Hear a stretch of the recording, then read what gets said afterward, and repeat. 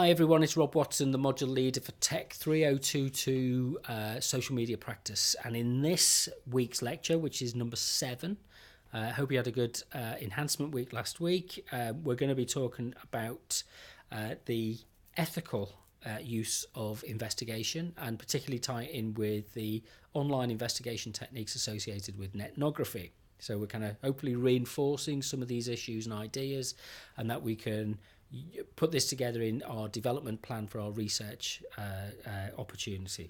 So I've kind of identified this in a way of what do we need to do when we go out as researchers to enter the field, and how do we do that responsibly? You know, how do we do that in a way? The golden rule is that we don't want to cause any harm in what we do, either by identifying people or by misusing what they've said, or by mislabeling what they've said, or by kind of collecting information together in such a way that the person it has a negative effect on any of the individuals that we talk to.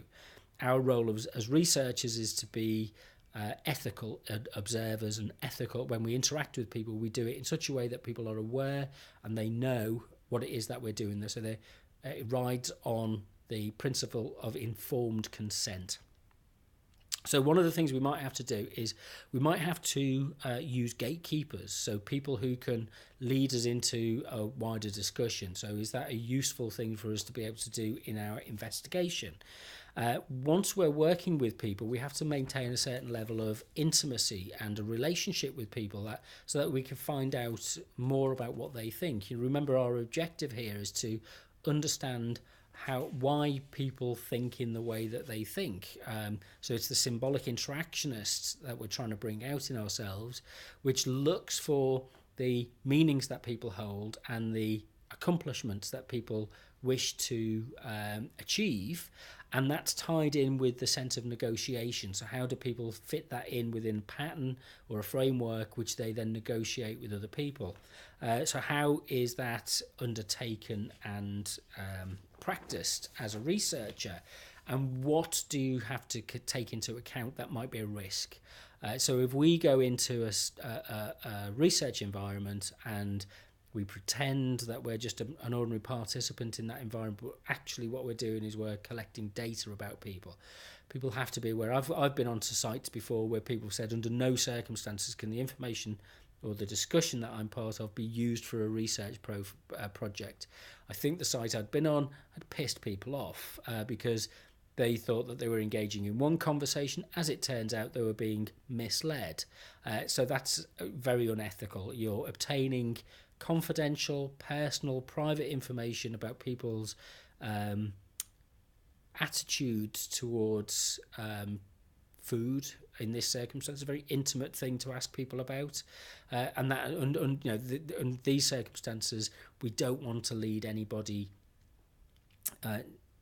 along a path by duplicity. We're not here to lie to people, so we have to be clear, and we have to do that in a way which is just doesn't give us any risk for the university. So we're doing it in a responsible and ethical way. So things like anonymity. If we're collecting information about people and they're happy to talk to us, and a lot of people will be happy. You'll be surprised how many people will be happy to have conversations about these things.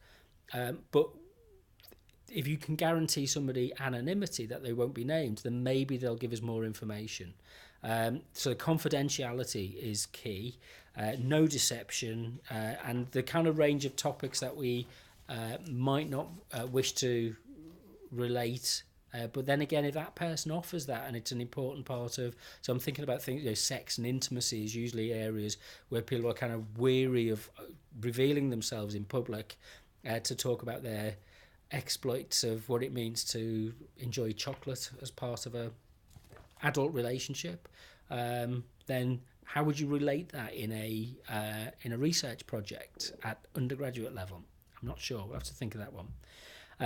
Certainly what we're doing is we're protecting people who are under the age of 18. So we follow the research protocols that are laid down by the university and by other organisations as well.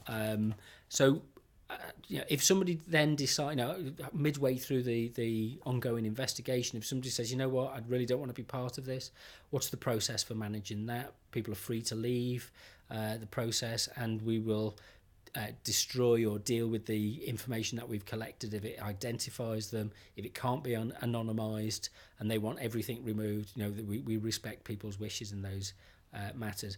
And likewise, when we do come and present a picture of what people have been telling us, is that accurate? Is that something that gives us a sense of kind of we're portraying them in a way which is if it's an unflattering way, but at least it's accurate.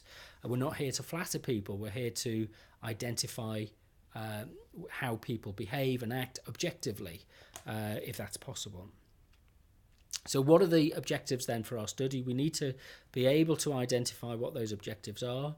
So what is the primary objective of our study, and how are we going to explain to people what those objectives are? Now, it can be quite simple. We're trying to find out, we need a research question. What are we trying to find out, and how are we going to try and find that out? And what's the concept that we're going to work within in order to encourage people to participate in our study? So one of the last points that we need to think about is what our role is in this process. So we play a role as a participant observer. We are an active participant in the process. How do we manage the data that we collect in those circumstances? How do we put this picture together? On what basis? What tells the story, if you like? And how do we ensure that the story is accurate and relevant and useful to our wider aims of our study? So, a lot to get through as usual in the lectures. They are quite condensed and quite packed. The notes are up on the wiki if you go to wiki.our.dmu.ac.uk.